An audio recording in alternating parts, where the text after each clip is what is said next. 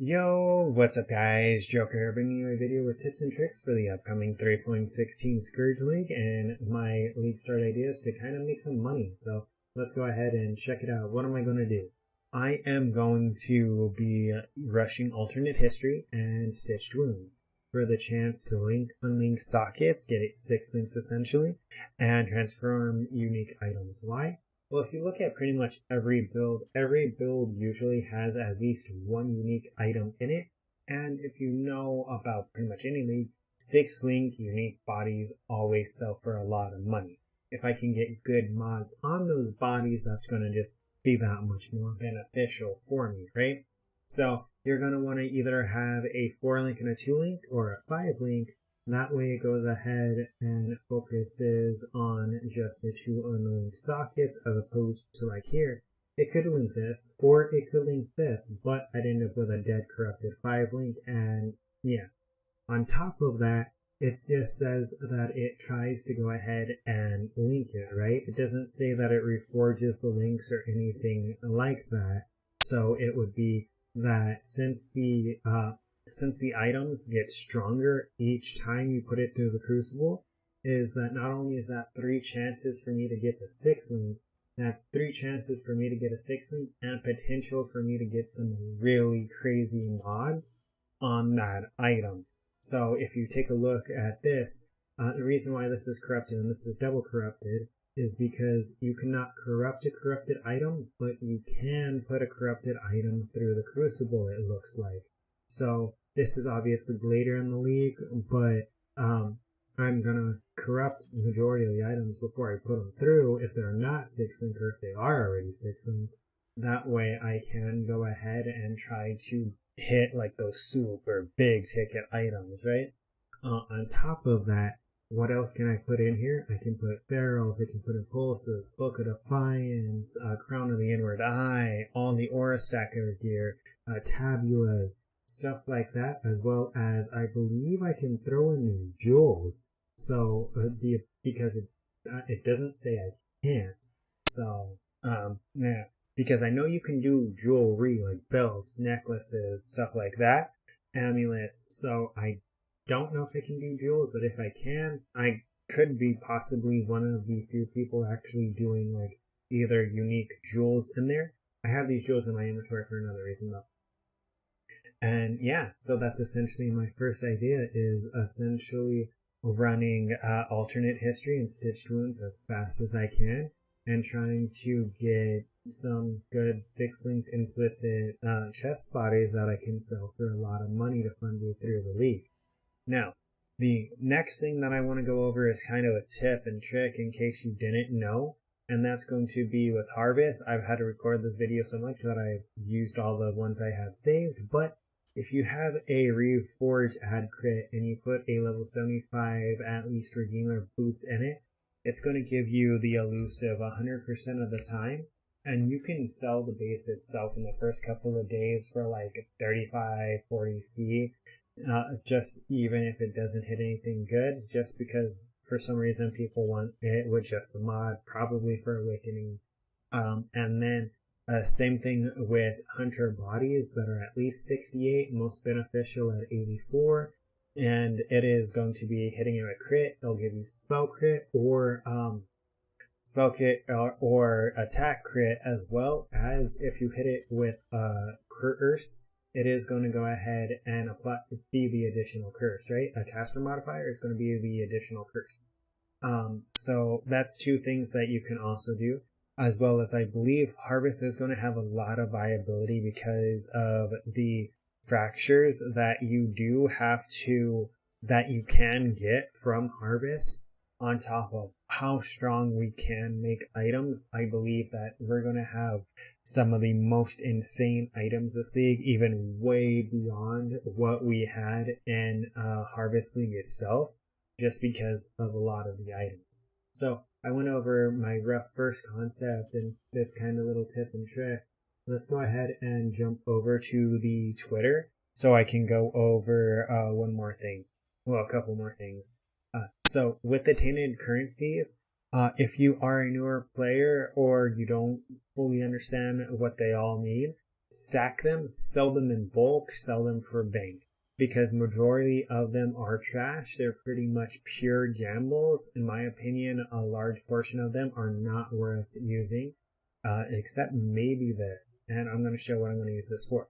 So, unpredictably either upgrades a corrupted item to a unique rarity or destroys it. Well, what does that mean? It's going to go ahead and either turn this cobalt jewel into a unique, or it's going to destroy it, and it's going to carry over the reduced reservation.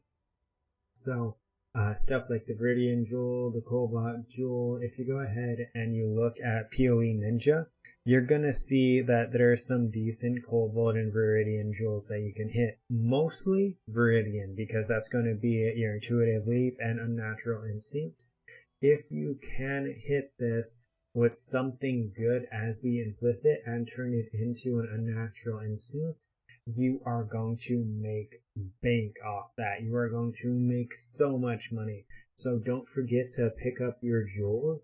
Now, I don't know how expensive the Tainted Mythic Orbs are going to be, because I feel like they will be relatively rare. Since they drop in stacks of 20, I'm assuming it may not be, no, they don't drop, but they stack up to 20. Usually the currency that's stacked up to 20 is like not that rare. So it may be like glass blowers baubles level. I believe, I think maybe, I don't know. Since I don't think, I don't know, they may be super rare, I don't know. But yeah, as well as if we look at the rest of the stuff, like I was mentioning, it's pure junk. Besides this, if you find a Tainted Divine Teardrop, do not sell it, because those are going to sell for probably a few X each, just because they're incredibly busted. Do not use it though, because you can pretty much ruin your item by dropping it down an entire tier, and from tier 2 to 3 is kind of substantial. On top of that, if you want to go ahead and see what use any of these 3 keystones, Elegant Hubris, I don't know why, but these are the 3 main keystones that come with it. None of them seem super overwhelming, so you can pretty much just essentially ignore majority of that. Oh, on top of it, with the Crucible, it gave me the idea of Ventur's Gambles, right? You can actually make Ventur's Gambles probably really viable by giving them an extra mod, giving that a little bit of an extra push. And then let's go over here to my pictures, and actually let me go ahead and open it up just fresh. So, a couple other things to keep a lookout for. Blighted Ravage maps are the new endgame. If you're not doing blighted maps, they aren't relevant, but you are going to want to save your blighted maps, just because people are going to be running the blighted maps, because they need the Blight Ravage maps to get those in-game blight items. On top of the Ravaged Blight, it is going to be that you are going to want to save all of your Breach Stones now, just because of the fact that they do go to Flawless, and I believe you can upgrade to that through the Blessings. So, if not the Blessings, it would be through Betrayal, right? So, those are going to be some things that you want to keep in mind. Apart from that, Unrelenting Timeless Kurui Emblem is going to be a new upgraded endgame for the 5-way encounters as well. So you want to keep all of your Legion Stones, you want to keep your Breach Stones, and you want to keep your Blighted maps.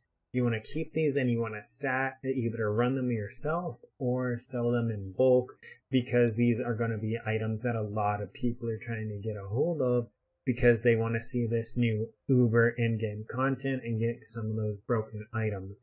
Especially if you're builder, you're not able to go ahead and do a lot of this content.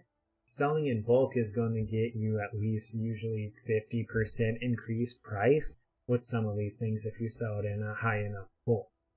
Now, one more thing that I wanted to go ahead and point out before I ended the video, since I haven't seen many things on it, is going to be Delve. Remember how they mentioned they changed Delve? Side passages now contain more fossils, as well as if you go ahead and take a look at this one, it has more resonators and unusual chest. So it's encouraging you to go darkness diving in Delve. So I might give that a try as well. It's giving you more of an option for Delve to not only be more rewarding, but give you a reason to actually do the darkness diving, right? So I'm pretty sure that's everything I really wanted to go over for this video. Try to keep it somewhat short at 10 minutes. But yeah, my concept of what I'm going to do from the league start, if you want to copy it, you can. Those updates on the Delve, the tip and trick about the Hunter and Redeemer, the unique items, stuff like that, the Crucible, the Delve. I pretty much covered everything that I wanted to. I do believe telling you guys to just save and sell your tainted currency because it's pretty much trash unless you're one of those endgame crafters or want to gamble. Alright, but yeah, that's where I'm going to go ahead and end this video. I hope you guys enjoy the video. Don't forget to like, comment, and subscribe. Leave down in the comments what your ideas of what you're going to be doing to try to make money in this league. See if it's the same, different, pass some ideas around, right? Alright, but yeah, until next time, take care.